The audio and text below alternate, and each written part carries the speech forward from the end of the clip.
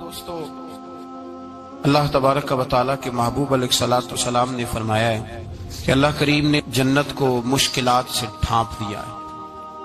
جو مشکل کام ہیں وہ آدمی کو جنت میں لے کے جائیں گے، اور جہنم کو اللہ تعالیٰ نے خواہشات سے ڈھانپ دیا ہے، جن چیزوں میں نفس کو لذت حاصل ہوتی ہے، اور انسان کی خواہشات تکمیل پذیر ہوتی ہیں، وہ دوزخیوں کے کام ہیں۔ بخاری مسلم میں لفظ ہیں حجبت النار بالشہوات وحجبت الجنت بالمکارہ، او کما قال صلی اللہ علیہ وسلم۔ تکلیف انسان کے ساتھ رہتی ہے، اس کا روپ بدلتا ہے، عنوان بدلتا ہے، لیکن پس منظر تکلیف کا ہمیشہ رہتا ہی ہے۔ انسان کے دکھوں کے نام بدلتے ہیں۔ کبھی دکھ یہ ہوتا ہے کہ اولاد کوئی نہیں، اور ہونے کے بعد کبھی کبھی یہ دکھ بھی آ جاتا ہے کہ یہ تندرست کیوں نہیں، اور اگر اللہ تعالیٰ صحت دے دے تو پھر کبھی کبھی یہ پریشانی لاحق ہو جاتی ہے کہ یہ تعلیم کیوں نہیں حاصل کر پا رہے۔ اور اگر وہ سارا کچھ بن صبر کے زندگی کامیاب گزارے، لیکن اپنی شادی کے بعد، اپنی دولت کے بعد، اپنی نوکری کے بعد اگر پلٹ کر باپ کی طرف نہ دیکھے اور رات کو واپس آئے ڈیوٹی سے تو ماں کے کمرے کے آگے سے چپکے سے گزر جائے، وہ جو تکلیف ہوتی ہے وہ سارے دکھوں سے زیادہ سخت ہوتی ہے۔ باغ تیرے دی کر کر راکھی میں ساری عمر گزاری، تو جدوں میں باغ پکن تے آیا تے لے گئے ہور بپاری، پھر اور تکلیف ہوتی ہے۔ دکھ کا رنگ بدلتا ہے، لیکن دکھ آدمی کے ساتھ رہتے ہیں۔ اور یہ مت سمجھا کریں کہ جو آدمی بڑا امیر ہے، بڑا مالدار ہے، صاحب جائیداد ہے، وہ سکھی ہے۔ پلٹ کے کبھی پوچھیں تو صحیح اس سے، اس کے حالات کس طرح کے ہیں۔ تکلیف انسان کے ساتھ رہتی ہے۔ غریب شہر تو فاقوں سے مر گیا، لیکن امیر شہر نے ہیرے سے خودکشی کر لی۔ یہاں امیر غریب ہر آدمی تکلیف میں، لیکن اہل ایمان کو جو رب تعالیٰ نے حکم ارشاد فرمایا وہ بڑا پیارا ہے، اور بڑا میٹھا ہے، اور بڑا سمجھنے والا ہے۔ اللہ تبارک و تعالیٰ نے مشکلات ہر آدمی کے ساتھ، لیکن ایماندار کو، رسول اللہ صلی اللہ علیہ وسلم کے غلام کو، نبی پاک کے کلمہ پڑھنے والے کو جو رنگ عطا کیا ہے وہ بڑا منفرد ہے۔ فرمایا فَإِنَّ مَعَ الْعُسْرِ يُسْرًا، بے شک میں نے ہر مشکل کے ساتھ آسانی رکھی ہوئی ہے۔ پھر فرمایا اِنَّ مَعَ الْعُسْرِ يُسْرًا، بے شک ہر مشکل کے ساتھ آسانی ہے۔ ہر مشکل کے ساتھ بولیے گا ذرا، ہر مشکل کے ساتھ، اللہ نے ہر مشکل کے ساتھ۔ اور یہاں چونکہ 2 دفعہ ذکر کیا گیا کہ ہر مشکل کے ساتھ آسانی ہے، تو مفسرین کرام فرماتے ہیں رب فرما رہا ہے اگر میں تجھے 1 مشکل دوں گا تو 2 آسانیاں عطا کروں گا۔ اگر 1 مشکل آئے گی تو کتنی آسانیاں ملیں گی؟ 2 آسانیاں دوں گا اگر 1 مشکل آئے۔ انسان کو جو مشکلات آتی ہیں نا، اگر کسی شخص کو پتہ چل جائے نا کہ یہ سامنے والا پل میں نے گزرنا ہے تو اس پار میری اپنی جائیداد شروع ہو جائے گی، تو وہ پل گزرنا اس کے لیے مشکل نہیں رہتا۔ اگر کسی کو پتہ چل جائے کہ بس یہ 2 سڑکیں ہیں میں نے عبور کرنی ہے، پھر میرے لیے سفر آسان ہو جائے گا، تو وہ جھٹ پٹ گزر جاتا ہے، نہ دھوپ دیکھتا ہے، نہ تھکاوٹ دیکھتا ہے، نہ رش دیکھتا ہے، نہ گاڑیوں کی ریل پیل دیکھتا ہے، گزر جاتا ہے۔ اللہ کریم نے فرمایا بندہ مومن جان لے اگر میں تجھے 1 مشکل دوں گا تو میں تجھے کتنی آسانیاں، چلے سارے بول دیں کتنی جی، کتنی اللہ تعالیٰ آسانیاں دے گا؟ 2 آسانیاں۔ ہم لوگ اچھا جب ہمارا ذہن بن جاتا ہے نا کمزوری کا، ہمارا جب مزاج بن جاتا ہے مایوسی کا، پھر معاملہ ذرا ہمارے لیے گمبھیر ہو جاتا ہے۔ اگر ہم یہ ذہن بنائے نا کہ مشکل میرے اللہ کی طرف سے آئی ہے تو وہ مجھے آسانی بھی ضرور عطا کرے گا، تو پھر اللہ ضرور ہی آسانیاں عطا فرماتا ہے۔ اور جو مشکلات زندگی میں آتی ہیں نا، حضرت مولا علی شیر خدا رضی اللہ تعالیٰ عنہ کا بڑا خوبصورت فرمان ہے۔ حضرت علی فرماتے ہیں جب تجھے مشکل آتی ہے تو وہ تجھے رب کا پتہ بتانے آتی ہے، وہ تجھے اللہ کا پتہ بتاتی ہے۔ اس لیے کہ جب تو سارے اسباب کر لیتا ہے، جو ضرورت ہوتی ہے پوری کرتا ہے، تندرست ہو کے وہ کام کرتا ہے، پھر بھی کام نہیں ہوتا، تو اس کا مطلب ہے کرنے والا تو نہیں، کرنے والا کوئی اور ہے، جو کام کرنے والا کوئی اور ہے۔ تو عزیز بھائی یاد رکھیں ہر مشکل کے ساتھ اللہ نے آسانی رکھی ہوتی ہے۔ اگر اللہ تبارک و تعالیٰ بیماری عطا کرے تو اس کے ساتھ اللہ پھر جو تندرستی دیتا ہے وہ بھی بڑی اعلیٰ ہی عطا فرماتا ہے۔ اگر اللہ کبھی غربت دے تو پھر اس کے بعد جو اللہ تعالیٰ آسانی دیتا ہے وہ بھی بڑی اعلیٰ ہی عطا فرماتا ہے۔ اگر کہیں سے آپ کو دکھ ملتے ہیں تو پھر جب سکھوں کا وقت آتا ہے تو پھر گنے نہیں جاتے۔ یاد رکھیں مشکلات کے پہلو میں آسانیاں ہوتی ہیں، اور جس آدمی کو مشکل آتی نہیں، میرے نبی کریم سید عالم صلی اللہ علیہ وسلم نے فرمایا مومن کو جو مشکل بھی آتی ہے اللہ اس کی برکت سے اس کے گناہوں کو معاف فرما دیتا ہے، اللہ اس کی برکت سے اس کے گناہوں کو معاف کرتا ہے، یہاں تک کہ حضور نے فرمایا میرے مومن کو کانٹا بھی چبھے تو اللہ تعالیٰ اس کی مشکل کو آسان فرما دیتا ہے۔ دو بزرگ بیٹھے تھے، ایک حضرت احمد رحمت اللہ علیہ اور ایک حضرت شرف الدین منیری رحمت اللہ علیہ۔ تو حضرت شرف الدین منیری کہنے لگے کہ دوست اصل میں وہ ہوتا ہے جو دوست کی طرف سے آنے والی تکلیف پر صبر کرے، جو اللہ کی طرف سے آنے والی تکلیف پہ صبر کرے وہ اللہ کا محبوب ہوتا ہے۔ تو حضرت احمد فرمانے لگے نہیں مجھے تیری بات کی سمجھ کوئی نہیں آئی، صبر کرے وہ اللہ کا دوست ہے، مصیبت پہ صبر کرے۔ تو کہا جناب پھر اگر نہیں سمجھ آئی تو آپ بتا دیں اللہ کا دوست کون ہے؟ تو آپ فرمانے لگے جو محبوب کی طرف سے آنے والی مصیبت کو اس کا تحفہ سمجھ کے قبول کرے وہ اصل دوست ہوتا ہے، اس کا تحفہ سمجھ کے قبول کرے، اپنے رب کا تحفہ سمجھے، مالک کا تحفہ سمجھے کہ اس نے مجھے تحفہ دیا ہے، مجھے کسی مشکل میں ڈالا ہے۔ تو رب کریم بلا مثال و بلا تشبیہ سمجھانے کے لیے اللہ جب کسی کو مشکل میں ڈالتا ہے، کافروں کو تو اس نے موجیں کرائی ہوئی ہے، بڑی بڑی سہولتیں دی ہوئی ہیں، مشکل میں ڈب بھی ڈالتا ہے اپنے نیک بندوں کو ہی ڈالتا ہے۔ نمرود اور فرعون کے پیروں میں کانٹا بھی نہیں چبھتا تھا، ان کو تکلیف نہیں آتی، تکلیف کسے آتی تھی؟ اللہ کے نیک بندوں کو تکلیف آتی تھی۔ حضرت رابعہ بصریہ جب تک زندہ رہی تب تک بیمار رہی، جس دن طبیعت ٹھیک ہوتی تو کہتی اے اللہ تو کہیں مجھ سے ناراض تو نہیں ہو گیا، تو کہیں ناراض تو نہیں مولا جب تو مجھے تکلیف دیتا ہے تو میں رو کے تیری عبادت کرتی، جب مجھے دکھ ہوتے ہیں تو میں سجدے میں تڑپتی، اور خدا بندہ اب تو میں سکھی ہوں، موج میں ہوں، مجھے رونا ہی نہیں آ رہا، تو خدا بندہ تو کہیں ناراض تو نہیں ہو گیا مجھ سے؟ دکھ تو اچھے ہوتے ہیں، دکھ تو پیارے ہوتے ہیں، اور دکھوں کے بعد جو اللہ آسانی دیتا ہے اس آسانی کا پھر کیا ہی کہنا۔ اس حضرت ایوب علی نبینا علیہ الصلوۃ والسلام بیمار رہے، 60 سال اللہ نے تندرستی دی۔ کتنے سال بولے؟ 60 سال، غور کرنا بات پر، 60 سال علیل رہے، پھر بیمار ہو گئے، 18 سال ہو گئے بیمار ہوئے۔ زوجہ کہنے لگی دعا کر لیں آپ کو اللہ صحت دے دے۔ ہمیں اگر کوئی بندہ پوچھ لینا کہ بھائی کبھی کوئی خاص بات تو سناؤ، تو ہم جو ساری زندگی سکھ کے ساتھ سوئے ہوتے ہیں وہ بات نہیں سناتے، وہ جو ایک رات درد سے نیند نہیں آتی اس رات کا قصہ سناتے ہیں، کہتے ہیں وہ میرے الٹے دانت میں درد تھا تو میں ساری رات سو نہیں سکا۔ او بھائی جو ساری زندگی سویا ہے اس کا تو ذکر نہیں کر رہا، اور ایک رات جو تجھے نیند نہیں آ رہی۔ کسی سے پوچھا جائے، ڈاکٹر کہتے ہیں 360 ہڈیاں ہوتی ہیں وجود میں، کسی سے پوچھا جائے نا تیرا کیا حال ہے تو 359 ہڈیوں کا ذکر نہیں کرتا، جس گھٹنے میں درد ہے اس کا ذکر کرتا ہے، کہتا ہے یہ گھٹنے میں بڑی درد ہے۔ او بھائی باقی 359 ٹھیک ہے نا، ان کی بھی تو کوئی بات سنانا۔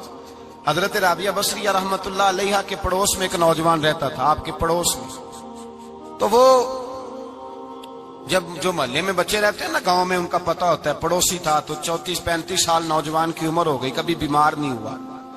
ایک دن اس کی طبیعت علیل ہوئی، سر میں درد ہوا تو اس نے پٹی باندھ لی سرخ رنگ کی، باہر نکل کے آیا، حضرت رابعہ بصریہ علیہ رحمہ نے دیکھا تو فرمانے لگے بیٹے خیر ہے؟ لگا جی اماں جی سر میں بڑی درد ہے۔ آپ فرمانے لگے کتنی عمر ہو گئی؟ کہنے لگا 34-35 سال۔ فرمانے لگے پہلے تو کبھی درد نہیں نہ ہوئی؟ کہا نہیں اماں جی آج ہی ہوئی ہے۔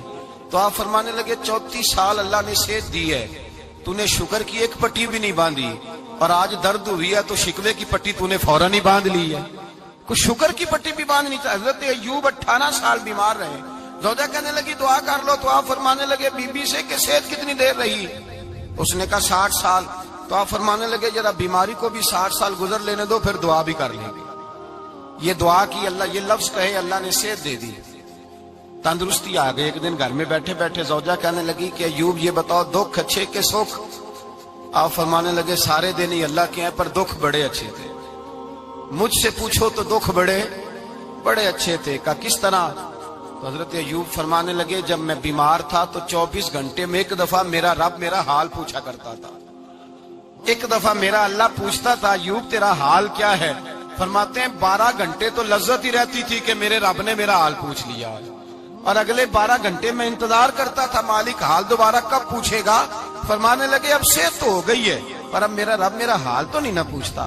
بھائی مشکلات جو ہوتی ہیں وہ تو تجھے سجا دیتی ہیں، سوار دیتی ہیں.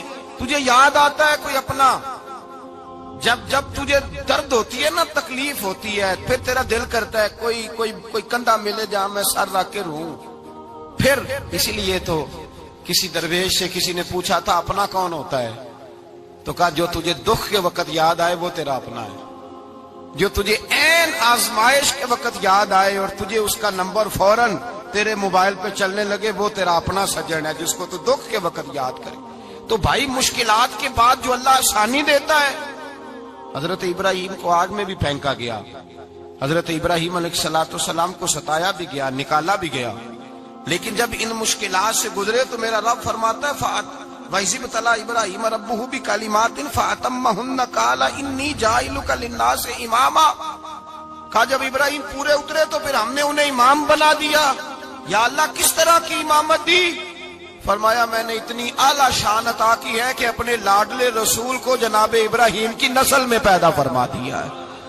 میں نے مصطفیٰ کو ان کی نسل میں پیدا کر دیا، قیامت تک کے لیے ان کا وقار بڑھا دیا. اللہم صلی علی محمد وعلی آل محمد کما صلیت علی ابراہیم وعلی آل ابراہیم. ان کی عظمت بڑھا دی، اس لیے کہ جب وہ آزمائش سے گزر کر کے آئے پھر جو آسانی دی. میرے نبی پاک صلی اللہ علیہ وسلم نے دین ابراہیمی کی بہت ساری چیزوں کو رکھا، کہا میں ملت ابراہیمی پہ ہوں.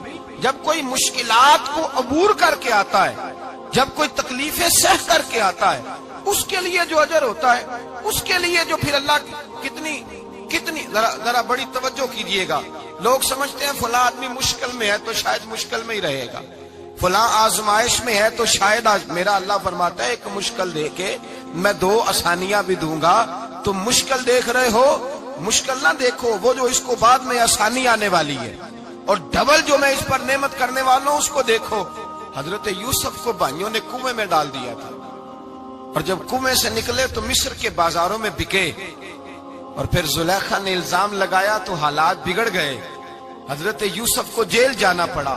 کتنی کٹھن زندگی تھی، لیکن میرے مالک کو کچھ اور ہی منظور تھا. کنویں میں گرنے والے، بازار میں بکنے والے، جیل میں جانے والے، الزام لینے والے جناب یوسف کو رب کریم نے اسی مصر کا بادشاہ بنا دیا. اللہ پاک نے اسی مصر کا حکمران بنا دیا. یاری تیری سونا پر ازمیشاں تیریاں اگ، اے سونا پرکھیا جاوندائی پہلو نال اگاں دے لگ. اس کے لیے تھوڑا سا جتن کرنا پڑتا، تھوڑے کٹھن حالات سے گزرنا پڑتا، تھوڑی آزمائشوں کا روپ دیکھنا پڑتا. ہم چاہتے ہیں کہ ہمیں چھیڑے کوئی نہ کوئی تکلیف نہ آئے، کوئی آزمائش. یہ ہو نہیں سکتا میرے بھائی. نامی کوئی بغیر مشقت نہیں ہوا. 100 بار جب عقیق کٹا تب جا کر نگی ہوا. ہم چاہتے ہیں کہ ہمیں کچھ بھی دقت نہ آئے، مشکلات نہ آئے. اور مشکلات تو انسان کو سنوارتی ہیں بھائی، وہ تو نکھارتی ہیں. کبھی پوچھا کرو جا کر کے کسی گندم کے دانے سے کہ تو کہاں سے ہو کے آیا ہے، کہاں سے نکل کے آیا ہے، تو وہ بتلائے گا کہ بڑے مشکل مراحل سے گزرا ہوں، اور پھر اللہ نے مجھے طاقت دی ہے کہ میں انسان کے وجود کا حصہ بناؤں. تو بھائی کٹھن مراحل، آزمائشیں، تکلیفیں، یہ انسان کو بڑا انسان بنا دیتی، یہ اس کے لیے ترقیوں کا پیش خیمہ ہوتی. ہمارے جوان پریشان ہو جاتے ہیں، عورتیں خاص کر کے اس بات پہ توجہ کریں، وہ بڑی جلدی غم لے جاتی ہیں. وہ کہتی ہیں جانے میرا کچھ ہوگا ہی نہیں، جانے میرا کچھ ہو ہی نہیں سکتا. میرے بھائی درجنوں اور بیسیوں لوگ ایسے ہیں جن کی اولادیں نہیں تھی، لیکن نام ان کا ان سے بھی زیادہ ہے جو بڑے بڑے صاحب اولاد. حضرت عبداللہ مزنی حضور کے غلام تھے، قبیلہ مزن کے رہنے والے. والد فوت ہو گئے، چچا نے پالا تھا، اسلام قبول کر لیا. چچا اسلام کا بڑا دشمن ہے، حضور کا نام آئے تو جلال کرتا، حسد اور بغض میں جل جاتا، بڑی اسلام کے ساتھ دشمنی اور عناد رکھتا ہے. حضرت عبداللہ کہتے ہیں پہلے تو میں عشق رسالت کو دباتا رہا، پھر یہ چنگاری شعلہ بن گئی، پھر کہ یہ ہلکا سا جذبہ سمندر اور صحرا کا روپ دھار گیا. فرماتے ہیں ماں تھی اور میں تھا، میں گیا جا کے چچا سے کہا میں نہیں رہ سکتا. کہاں جائے گا؟ تو میں نے دھیمے لہجے میں کہا میں مدینے جاؤں گا، اب میں رسول اللہ کے مدینے جاؤں گا، اب میرا گزارا نہیں ہوتا، اب میں جاؤں گا. کہتے ہیں چچا کہنے لگا اچھا وہاں جائے گا، تجھے میں نے پالا، میں نے پوسا، وہ مکان میں نے تجھے بنا کے دیا، تیری جیب میں جو پیسے ہیں میرے دیے ہوئے ہیں. کہتے ہیں میں نے کہا چچا میں سارا کچھ سوچ کے آیا ہوں، مکان بھی تو رکھ لے، پیسے بھی رکھ لے۔ کہتے ہیں اس نے ہر چیز رکھوا لی۔ جب پلٹنے لگا تو چچا کہنے لگا جو کپڑے تو نے پہنے ہیں یہ بھی میں نے خرید کے دیے تھے۔ حضرت عبداللہ فرماتے ہیں میں نے وہ کپڑے بھی اتار کے دیے۔ برہنہ حالت میں ماں کے پاس گیا اور میں نے کہا اماں میں پہلے بھی تو ننگا پیدا ہوا تھا، تو نے ہی کپڑے پہنائے تھے، میرا پھر بدن ننگا ہو گیا ہے، کپڑے دے دے۔ کہتے ہیں 2 بیبیوں والے کپڑے اماں نے دیے، ایک میں نے تامت باندھ لی، دوسرا اوڑھ لیا اور مدینے پہنچا۔ کہتے ہیں جب میں ٹھنڈی رات مدینے پہنچا تو کالے رنگ کے حبشی غلام حضرت بلال دودھ کا پیالہ لیے کھڑے تھے، ہاتھ میں کھجوریں تھی، کمبل تھا، کہنے لگے آجا آجا۔ مصطفیٰ نے فرمایا تھا قبیلہ مزن سے میرا غلام آ رہا ہے، میں ساری رات سے تیرا انتظار کر رہا ہوں۔ حضرت جناب سیدنا عبداللہ رضی اللہ تعالیٰ عنہ فرماتے ہیں میری مشکل آسان ہوئی، فرماتے ہیں مجھے مدینے میں اعزاز مل گیا، مجھے عزت مل گئی، ہر آدمی میری قدر کرنے لگا۔ گویا بزرگ کہتے ہیں کہ حضرت عبداللہ دعا کرنے لگے کہ اے اللہ تو نے مجھے بڑی شان دی ہے مصطفیٰ کی گود میں، اگر اسی رحمت کے چھاؤں میں پردہ کر دوں تو میری بات بن جائے گی۔ حضرت عبداللہ کا وصال بھی رسول اللہ کی گود میں ہی ہو گیا۔ گود میں نہ کوئی رشتہ دار، نہ کوئی تعلق دار، نہ کوئی ہمسایا اپنا، نہ کوئی چچا، نہ کوئی ماموں، شہر میں تنہا اسی کسے دے کچھ نہیں جے لگ دے تے نہ کوئی ساڈا دردی تنہائی۔ جنازہ اٹھا تو اٹھانے والے کون؟ ابو بکر صدیق، فاروق اعظم، عثمان غنی، مولا علی، حسنین کریمین جنازے میں شامل۔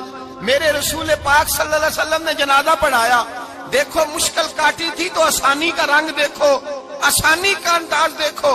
حضرت سیدنا ابو دردہ رضی اللہ تعالیٰ عنہ ارشاد فرماتے ہیں مدینے میں رواج تھا کہ جب قبر میں اتارنے لگتے تھے تو قریبی رشتہ دار اتارا کرتے تھے، اور عبداللہ کا تو رشتہ دار ہی کوئی نہیں تھا مدینے میں، کون اتارے؟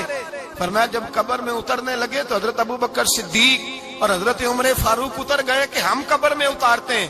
رسول اللہ نے فرمایا تم باہر نکلو، تم کیوں قبر میں گئے ہو، باہر آؤ۔ کہتے ہم باہر آئے تو اللہ کے رسول اندر گئے، فرمایا کون کہتا ہے اس کا کوئی نہیں، میں جو موجود ہوں، کون کہتا ہے کوئی نہیں؟ فرمایا رکھو میرے ہاتھوں پہ۔ کہتے ہیں حضور کے دست مبارک پہ رکھا اور باہر کھڑے ہم رشک کرنے لگے کہ واہ اللہ تیرا آسانی دینے کا رنگ، آسانی۔ اس نے مشکل برداشت کی تو رب نے مصطفیٰ کے قدموں میں آسانیاں عطا فرمائی، پسے اور حضور نے قبر میں رکھا، نبی پاک نے۔ میرے دادا مرشد کہتے ہیں عشق سرکار کی ایک شمع جلا لو دل میں، بعد مرنے کے قبر میں بھی اجالا ہوگا۔ اور میرے اعلیٰ حضرت فرماتے ہیں لحد میں عشق رخ شاہ کا داغ لے کے چلے، لحد میں عشق رخ شاہ کا داغ لے کے چلے، اندھیری رات سنی تھی چراغ لے کے چلے۔ اور بیدم شاہ بارسی تو حد کر گئے، کہنے لگے پسے مردن، بعد مرنے کے پسے مردن فرشتوں نے جو تلاشی لی تو کیا نکلا؟ فقط ایک دل کے گوشے سے خیال مصطفیٰ نکلا، فقط ایک دل کے گوشے سے خیال۔ اور کامل پیرو نہ دے باہو قبر جنا دی جیوے۔ میرے بھائی نبی پاک صلی اللہ علیہ وسلم کے ساتھ وفا کی تنگی دیکھ کر، دقت دیکھ کر، مشکل کر، اور پھر جو آسانیاں ہوئی، پھر جو ان لوگوں کے لیے برکات ہوئی وہ زمانے نے دیکھی۔ حضرت جناب سیدنا علی المرتضی شیر خدا کرم اللہ تعالی وجہ الکریم کی والدہ حضرت فاطمہ بنت اسد رضی اللہ تعالی، حضرت علی کی والدہ، بڑا پیار کیا میرے نبی پاک کے ساتھ، حضور ان کے گھر میں رہے، ان کے گھر میں پرورش پائی۔ حضرت علی کہتے ہیں میری اماں پہلے رسول اللہ کا خیال رکھتی، غربتوں کے زمانے میں نبی پاک کا ساتھ دیا، مکہ مخالفت کرتا تو جناب فاطمہ حضور کا خیال رکھتی۔ فاطمہ بنت اسد بڑا پیار کیا، بڑی محبت کی مولا علی کی والدہ نے، ہر دکھ ہر تکلیف کاٹی، لیکن رسول کائنات صلی اللہ تعالی علیہ وسلم کا ساتھ نہ چھوڑا۔ اور یہاں تک روایات میں ملتا ہے کہ جناب فاطمہ الزہرا جب بیعہ کے ان کے گھر گئی تو باہر سے سودا لا کے دیتی، حضرت فاطمہ سے بڑا پیار کرتی، بڑی محبت، مشکلات میں ساتھ دیا۔ جب وصال ہوا تو فرماتے کوہرام مچ گیا مدینے میں، لوگ منتیں کرتے تھے کہ حضور کا ایک بال مل جائے تو قبر میں بخشش کا سامان ہو جائے گا۔ رسول پاک نے فرمایا جب جناب علی کی والدہ کو غسل دے لو تو کفن پہنانے سے پہلے میرے پاس آنا۔ کہتے ہیں جب غسل دے لیا تو عرض کی حضور غسل ہو رہا ہے، کفن کا کیا کرنا ہے؟ حضور اندر گئے، قمیض بدلی، اور جو کرتا پہنا ہوا تھا اتار کے دیا. فرمایا وہ علی کی ماں نہیں میری ماں ہے, اس نے میرے لیے بڑی تکلیفیں سہی ہیں, بڑی مشکل دیکھی ہے. فرمایا اس طرح کرو میرے کرتے میں اسے کفن دو. حضور نے جنازہ پڑھایا, اپنے کرتا لباس مبارک میں کفن دلایا. پھر جب وہ دفن ہوئی تو حضور قبر پہ کھڑے ہوئے, کھڑے ہو کے فرمایا اے اللہ اپنے سارے نبیوں کے وسیلے سے اور میرے وسیلے سے میری اماں کی بخشش فرما دے. پھر جو آسانیاں ملی ان لوگوں کو تو ان کی قبروں تک آسانیاں ملی, پھر ان کو قیامت تک کے لیے آسانیاں ملی جنہوں نے مشکلات کو دیکھا. اور بھائی جو سوئے رہے, جو آرام کرتے رہے, جنہوں نے مناسب ہی نہ سمجھا کوئی کٹھن مرحلہ طے کرنا, جنہوں نے کہا نا نا نا نا ہم تو سکھ کے ساتھی ہیں, ہم تو سکون کے ساتھی ہیں, بھائی ہم تو سلوٹ کے ساتھی ہیں, جب موجیں لگے گی تو دوڑ کے پہنچیں گے, کہیں گے ہمارا بھی تعلق بنتا ہے, ہماری بھی رشتہ داری ہوتی ہے, ہمارے بھی رابطے ہوتے ہیں, پھر دوڑ کر کے پہنچیں گے. اصل ساتھی وہ ہوتا ہے جو دکھ کا ساتھی ہوتا ہے, آزمائش کا ساتھی, مشکلات تجھے اونچا اڑاتی. حضرت سلمان فارسی کہتے ہیں میں نبی پاک کی تلاش میں نکلا تھا, حضور کی تلاش میں نکلا, اور میں نے کئی سال حضور کو ڈھونڈا, کبھی ایک دروازے, کبھی ایک دروازے, کبھی دوسرے دروازے, کبھی تیسرے دروازے. فرماتے میں شہزادہ تھا پر بکتا بکاتا مدینے آیا, میں نے نبی پاک کی تلاش میں یہودیوں کی غلامی بھی کی, تیری تلاش میں پھرا میں جنگل پہاڑ اور دشت میں. فرماتے ہیں بڑی تکلیف کاٹی, بڑی آزمائش دیکھی, لیکن اس دن مجھے سارے دکھ بھول گئے, اس دن میری ساری تکلیفیں آسانیوں میں بدل گئی. جس دن میرے نبی نے میرا بازو تھام کے کہا سلمان منا اہل البیت, فرمایا سلمان کو تو میں نے اپنی اہل بیت میں شامل کر لیا ہے. فرماتے اتنی بڑی فضیلت کہ میں رسول اللہ کے خاندان میں جا شامل ہوا. تو بھائی یاد رکھیں, جب آپ کو مشکل آتی ہے تو آپ کو آسانی دینے کے لیے آتی ہے, جب آپ کی طرف کوئی آزمائش آتی ہے تو آسانی دینے. یہ بات صحیح ہے کہ بیٹیاں پیدا ہونے پہ مشکل ہوتی ہے, ان کے نصیبوں سے ڈر آتا ہے, پر جتنی آسانی اللہ بیٹیوں کے باپ کو عطا کرتا ہے اور جتنی رحمت رب بیٹیوں کے باپ پہ فرماتا ہے اتنی بھی کسی اور کے حصے میں نہیں آتی. اس میں شک کوئی نہیں کہ بوڑھے ماں باپ کو جب سنبھالنا پڑے تو مشکل ہوتی ہے. بوڑھوں کی طبیعت بچوں جیسی ہو جاتی ہے, دقت ہوتی ہے, آزمائش ہوتی ہے, ان کی بات سننا بعض اوقات کڑوا لگتا ہے, ان کی فرمائشیں بعض اوقات بچوں کی طرح ایسی ہوتی ہیں جو حل نہ ہو سکیں. لیکن یہ وہی ماں باپ ہیں جن کی نوکری کے بارے میں میرے مصطفیٰ نے فرمایا اگر تو ایک رات انہیں خوش کرنے میں کامیاب ہوا تو اللہ 2 حج اور 2 عمرے کا ثواب عطا فرمائے گا. اس میں شک نہیں کہ بہت سارے کام مشکل ہوتے ہیں, کٹھن ہوتے ہیں, آزمائش والے ہوتے ہیں, اس میں کوئی شک نہیں کہ اس دور میں دین کا کام بڑا مشکل ہے, دعوت و تبلیغ کا سلسلہ بڑا کٹھن ہے. اس دور کے اندر حق بات بیان کرنا بڑا ہی مسئلہ ہے. اس دور کے اندر لوگوں کو کھری بات پہنچانا اور بتانا یہ اپنے ہاتھ میں آگ کا انگارہ پکڑنے کے مترادف ہے. لیکن میرے مصطفیٰ نے فرمایا تھا اس دور میں جب فتنہ ہو من تمسک بسنتی عند فساد امہ فلہ اجر 100 شہید. فرمایا اس دور میں جب آزمائشیں آ جائیں, تکلیفیں آ جائیں, اس دور میں جو میری سنت پر عمل کرے گا, رسول پاک کا وعدہ ہے اللہ ایک سنت پر عمل کرنے والے کو 100 شہیدوں کا ثواب عطا فرمائے. اللہ 100 شہیدوں کا درجہ دے گا اسے. تو بھائی جس قدر مشکل زیادہ اس قدر آسانی بھی, اس قدر اجر بھی زیادہ. مشکلات سے گھبرایا نہ کریں, ذہن بنا لیں کہ جس رب نے دی ہے وہی اللہ نجات بھی عطا فرمائے گا. انسان آسان ہو جاتا ہے. ہم لوگوں نے نا دوڑ صرف سکھ کٹھے کرنے کے لیے لگا لی ہے, سکھ کٹھے کرنے کے. وہ لوگ دکھوں میں راضی رہتے تھے, آزمائشوں میں. ہمارا دعویٰ ہے رب رسول سے پیار کا, اور میرے حدیث بخاری میں ہے فرمایا جو مجھ سے جتنا زیادہ پیار کرے گا اتنا اس کی طرف مشکل زیادہ آئے گا. حضرت ابو بکر شبلی رحمت اللہ علیہ سے کچھ لوگ ملنے آئے, کہنے لگے صاحب ہمیں آپ بڑے اچھے لگتے ہیں, بڑے پیارے لگتے ہیں, آپ کی زیارت کرنے آئے, دل کرتا ہے 2 گھڑیاں پیر دبا دیں, دست مبارک چوم جائیں, دست بوسی ہو جائے, دل کرتا ہے. آپ نے فرمایا واقعی مجھ سے پیار ہے؟ کہا حضور بڑا پیار ہے. فرمایا سوچ لو کا صاحب بڑا پیار, پھر سوچ لو کا بڑا پیار ہے. حضرت ابو بکر شبلی دیوانے سے آدمی تھے, پتھر اٹھائے روڑے اور زور زور سے ان لوگوں کو مارنے شروع کر دیے. دوڑ گئے, کہنے لگے بابا تو پاگل ہو گیا ہے. جب دوڑے تو حضرت ابو بکر شبلی فرمانے لگے بس تم تو کہتے تھے ہمیں پیار بڑا ہے.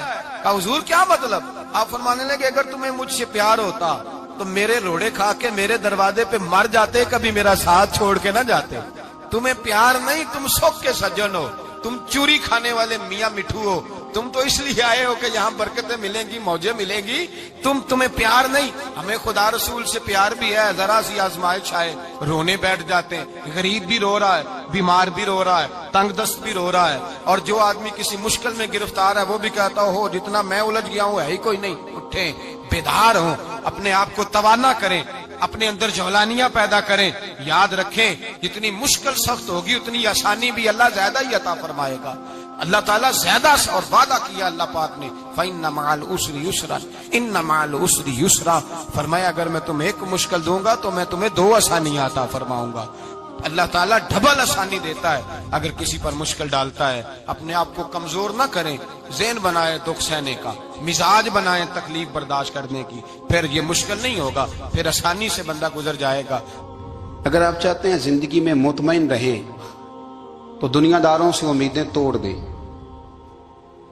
اللہ اور اس کے رسول سے امید وابستہ کریں، اولیاء اللہ سے امیدیں وابستہ کریں، صحابہ اور اہل بیت سے امیدیں، اللہ اور اللہ والوں سے امیدیں، دنیا داروں سے امیدیں۔ آپ کو پتہ ہے دنیا دار کی تباہی کب ہوتی ہے؟ جب انہیں خوشامدی مل جاتا ہے۔ چودھری کا بیڑا اس وقت غرق ہوتا ہے جب اسے چودھری کہنے والے زیادہ ہو جاتے ہیں۔ سیٹھ صاحب اور نواب صاحب بیچارے تباہ تب ہوتے ہیں بھولے پن میں، جب ان کے دائیں بائیں ریلا ہوتا ہے سیٹھ صاحب کہنے کا۔ لوگ انہیں کھانا چاہتے ہیں، پیار ان کا نہیں ہوتا، ان کی جیب کا ہوتا ہے، محبت ان سے نہیں ہوتی، ان کی کرسی سے ہوتی ہے، ضروریات کا پیار ہوتا ہے، تباہ کر دیا جاتا ہے۔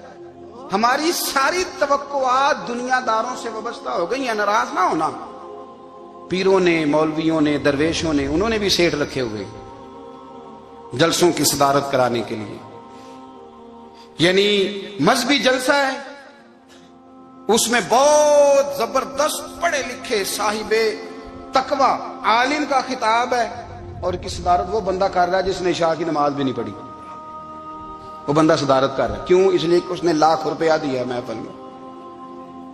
خدا را دنیا داروں سے امیدیں چھوڑ دیں ورنہ آپ کمزور پڑ جائیں گے، آپ کی امیدیں ٹوٹیں گی۔ کتنا کمزور ہے وہ شخص جو 2-4 ہزار کے لیے کسی بندے کی چاپلوسی کرتا ہے، اس کے پیچھے بھاگتا ہے، خوش آمدیں کرتا ہے تھوڑے سے نوٹوں کے لیے، دکھ سکھ میں کام آئے گا اس کام کے لیے۔ میرے رسول کریم علیہ السلام نے فرمایا جس نے بندوں کو راضی کرتے کرتے رب کو ناراض کر دیا اس کی دنیا بھی گئی اور آخرت بھی گئی، اور فرمایا جس نے بندوں کی پرواہ نہیں کی اللہ کو راضی کیا، فرمایا اگر رب راضی ہو گیا تو لوگوں کے دلوں میں بھی محبت پیدا فرما دے گا۔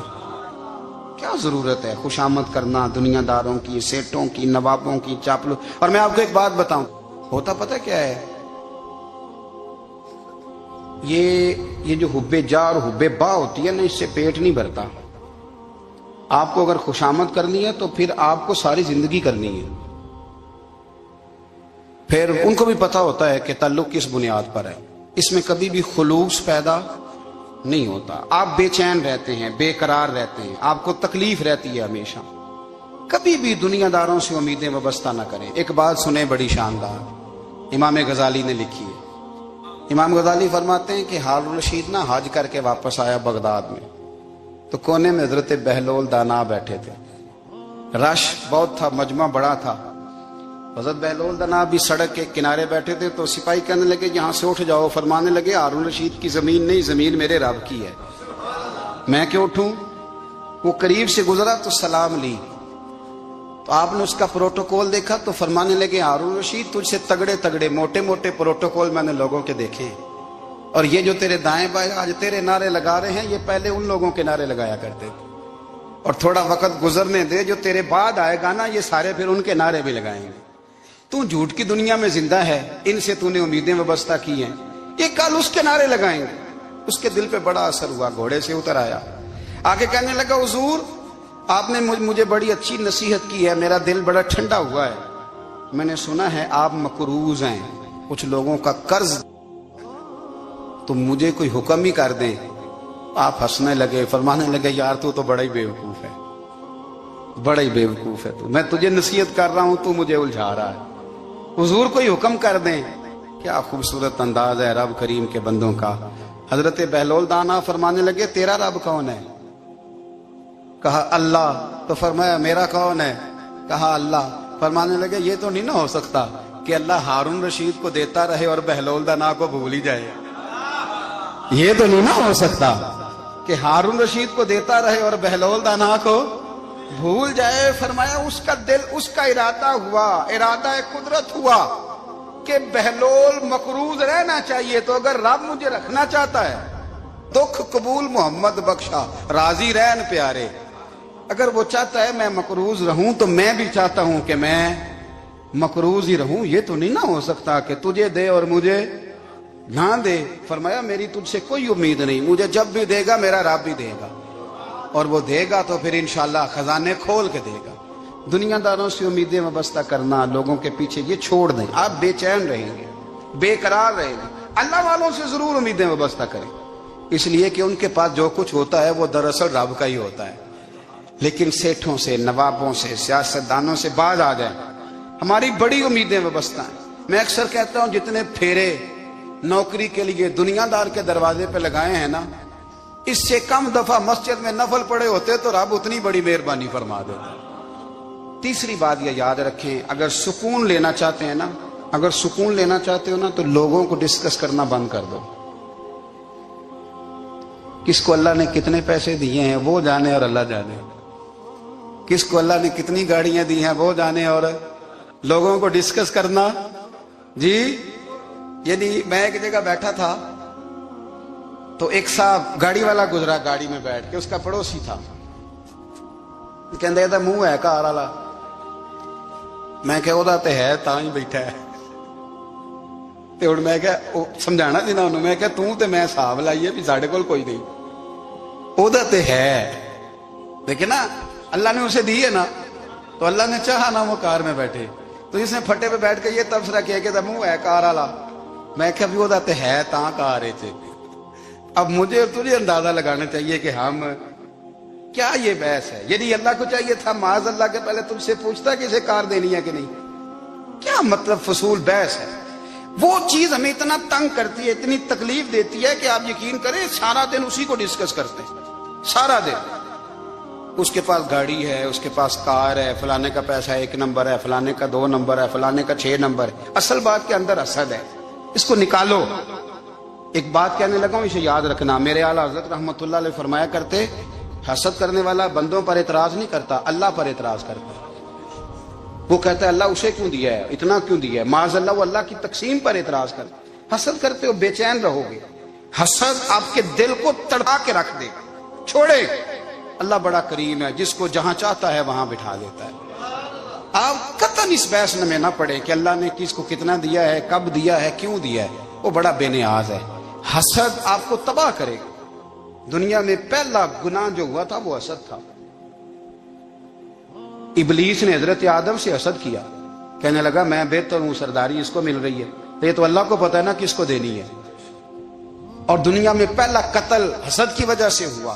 حابیل قابیل کے درمیان حسد کا معاملہ تھا، خاتون کا نکاح اس سے کیوں ہو رہا ہے، مجھ سے ہونا چاہیے۔ حسد تباہی کرتا۔ آپ یقین کریں، یعنی دکاندار کے سامنے دوسری دکان پڑتی ہے اور پریشان ہو جاتا ہے، وہ کہتا ہے میرا کیا بنے گا، لا حول ولا قوت الا باللہ العلی العظیم۔ یعنی تیرا کیا خیال ہے کہ تیرے حصے کی روٹی وہ کھا جائے گا؟ اتنا چھوٹا دل، یعنی تیرا موقف یہ ہے کہ تیرے حصے کا نصیب اس تک چلا جائے گا، یہ تیری خواہش ہے۔ ایک دوسرے کی کمزوریاں بیان کرنا، اس کا تو مال ہی ناقص ہے جی، اس کے تو پاس ہی کچھ نہیں، یہ تو کمزور لوگوں کا طریقہ ہے۔ میرے رسول کریم علیہ الصلوۃ والسلام گزر رہے تھے، پت جھڑ کا موسم تھا، خزاں کا موسم تھا، درختوں کے پتے جھڑ رہے تھے، صحابہ کو ساتھ لے کے حضور گزرے اور ایک درخت کی ٹہنی کو پکڑ کے حضور نے ہلایا۔ صحابہ فرماتے ہیں کہ چھم چھم اس کے پتے گرے، زمین پر ڈھیر لگ گیا۔ حضور نے فرمایا دیکھا تم نے کیا ہوا؟ حضور ہاں۔ فرمایا کتنی تیزی سے پتے جھڑے ہیں، صرف تنا رہ گیا ہے اور خالی ٹہنیاں رہ گئی ہیں، کوئی حسن بچا ہے؟ حضور نہیں۔ تو نبی کریم فرمانے لگے جو حسد کرتا ہے نا اس کی نیکیاں بھی اسی طرح جھڑ جاتی ہیں،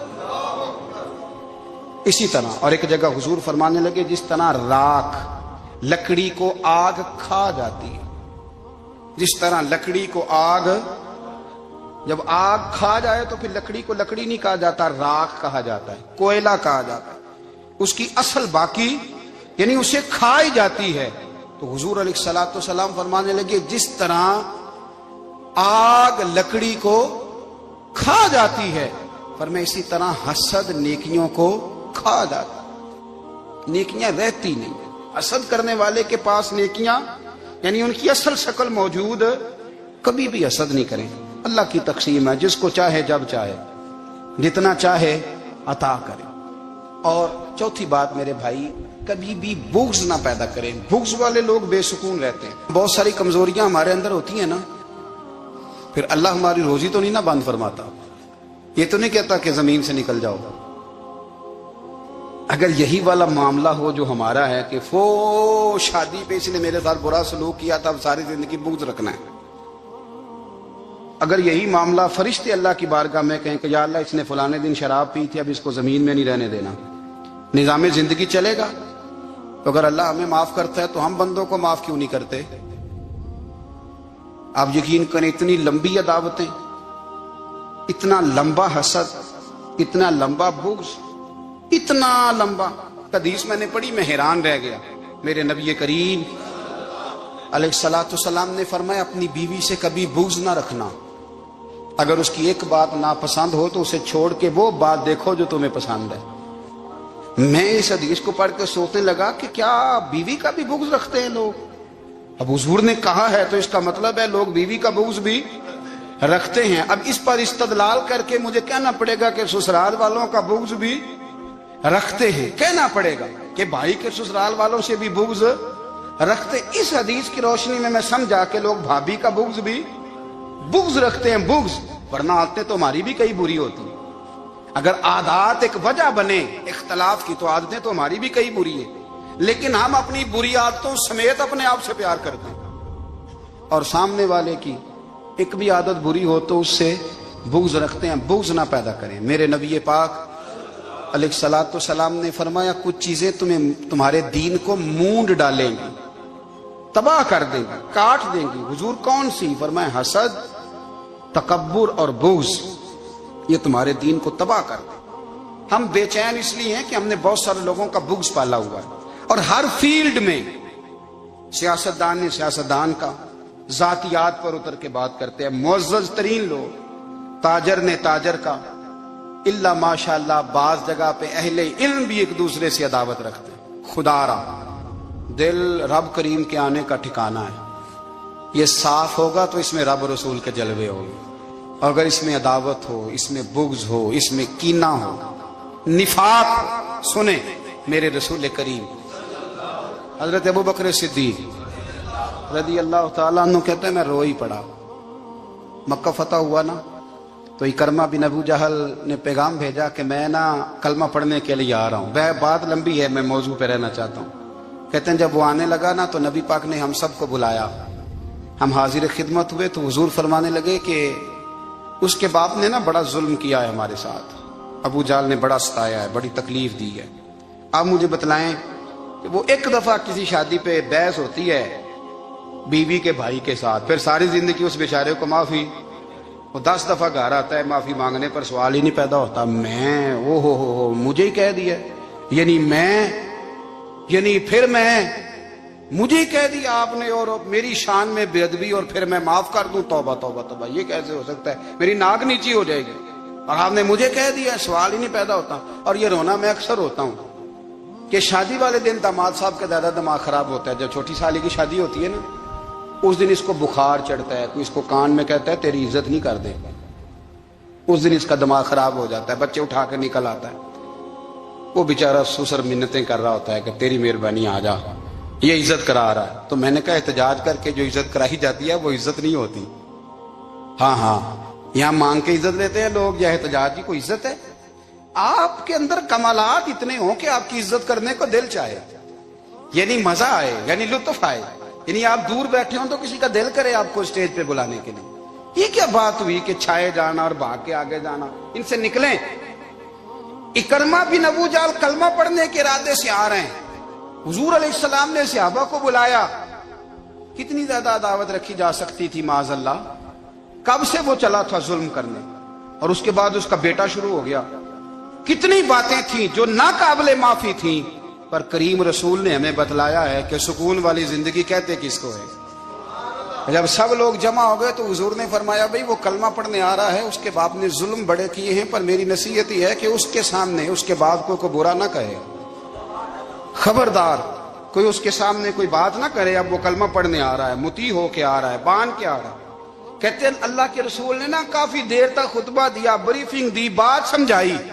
जनाब सिद्दीक अकबर कहते मैं रो पड़ा। एक सहाबी मुझे कहने लगे तुम्हें क्या हुआ? तो मैंने कहा मैं मुस्तफा की रहमत पे रो रहा हूं। देखो किन के लिए हुजूर ग्राउंड बना रहे हैं, देखो किन के लिए हुजूर तैयारी कर रहे हैं, जिन्होंने सारी जिंदगी दुश्मनी की। खुदारा ये अंदर से अदावतें निकाल फेंको। ओ भाई इतना तो लंबा टाइम ही कोई नहीं, इतना तो वक्त ही कोई नहीं, इसको साफ रखो। बंदा कोई कर भी गया तो कोई हर्ज नहीं। चंगी मंदी सजना कोलों 100 वारी हो जाती, यार यारां दा गिला नहीं करदे। असल परीत यार यारां दा जेड़ा गिला करदा जे यार नहीं जी होंदा। हाँ पक्की बात, पक्की पीढ़ी। मेरा एक संगी मुझे आके कहने लगा फलानी जगह बंदा ये बात कर रहा था। मैं क्या तू उथे ही से सुनदा से, तुम ही नाल ही से। मेरा तो सज्जन बात होनी नहीं सकता। चंगी मंदी सजना कोलों 100 वारी हो जाती, यार यारां दा गिला नहीं करदे। असल परीत जिन्हां दी। हाँ जो बंदे फिर होते इस तरह के, उनके लिए भी मियाँ साहब ने कहा है, उनके लिए भी मियाँ साहब ने कहा है, उनके लिए भी आपने बात इरशाद फरमाई है। आपने फरमाया चंगा होया लड़ नेड़ियों छुट्टा, किते उमर नहीं लंगी सारी, बेकदरां दी यारी कोलों तौबा लख लख भारी। और चंगा होया लड़ नेड़ियों छुट्टा, किते उमर नहीं लंगी सारी। जो इस तरह का था ना, शिकवे करने वाला, बुग़्ज़ रखने वाला। फरमाया बेकदरां दी यारी कोलों तौबा, यानी लख ते लख किन्ने हो गए, यानी 2 लाख बारी तौबा की थी उन्होंने, गिनी नहीं जा सकती जितनी मियाँ साहब ने तौबा कर दी। बेकदरे दोस्त, बेकदरां दी यारी कोलों तौबा लख लख बारी। चंगा होया लड़ नेड़े छुट्टा, किते उम्र नहीं लंगी सारी। तो मेहरबानी करें, एक तो अगर आप मुतमईन रहना चाहते हैं तो कभी कभी ना मस्त हो के जिक्र इलाही करें। मस्त हो, वो वाला जिक्र नहीं जिसमें आप मोबाइल भी देख रहे हैं और कहानियां भी। मेरे सामने को बंदा जुमे वाले दिन या तकरीर के दरमियान तस्बीह लेके बैठ जाए तो मैं उससे पूछता हूँ तू 2 काम एक टाइम किवें पे करना है? मेरी भी बात सुन रहे हो, तस्बीह पढ़ी तो मुमकिन ही नहीं। तस्बीह तो तस्बीह है, जब वो होगी तो फिर कोई और काम सवाल ही नहीं पैदा। एक तो जिक्र करें महव हो, दूसरी बात हकीकत का सामना करें। आप अगर मुतमईन रहना चाहते हैं तो हकीकत पसंद बने। तीसरी बात हसद छोड़ दें, दूसरों को डिस्कस करना छोड़ दें। आप ये देखें कि अल्लाह ने मुझे क्या कुछ दिया, उस पर राजी रहें। और चौथी बात अदावत छोड़ दें, सीने में कीना छोड़ दें। आपकी जिंदगी मुतमईन हो जाएगी, आप खुशहाल रहेंगे। वो जो आप लफ्ज कहते हैं ना कि मैं बोर हूं, मैं परेशान हूं, उससे आप निकल आएंगे। अल्लाह हमें महबूब की गुलामी में जिंदा रखे, गुलामी में मौत।